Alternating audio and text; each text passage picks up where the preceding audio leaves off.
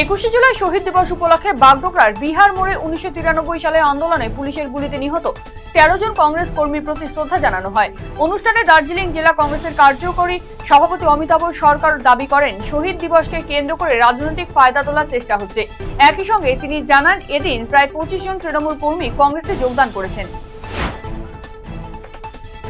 পবিত্র রথযাত্রা উৎসবকে কেন্দ্র করে এক অনন্য মানবিক দৃষ্টান্ত স্থাপন করলো কালিয়াগঞ্জের জগন্নাথ রাম মন্দির এবং কালিয়াগঞ্জের গৌর ভক্তবৃন্দ।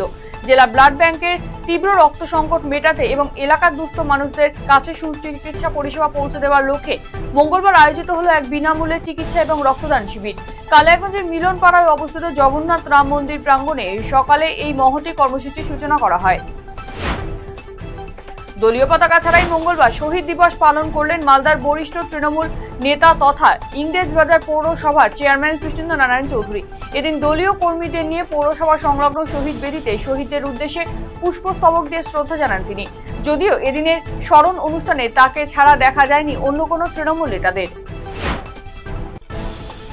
পারিবারিক অশান্তির জেরে স্ত্রীকে খুনের ঘটনায় দোষী সাব্যস্ত স্বামী দীর্ঘ আইনি প্রক্রিয়ার পর রায়গঞ্জ জেলা আদালতের রায়ে অভিযুক্তের 7 বছরের কারাদণ্ডের নির্দেশ, পাশাপাশি জরিমানা এবং অনাদায়ে অতিরিক্ত কারাদণ্ড ঘোষণা করেছে আদালত।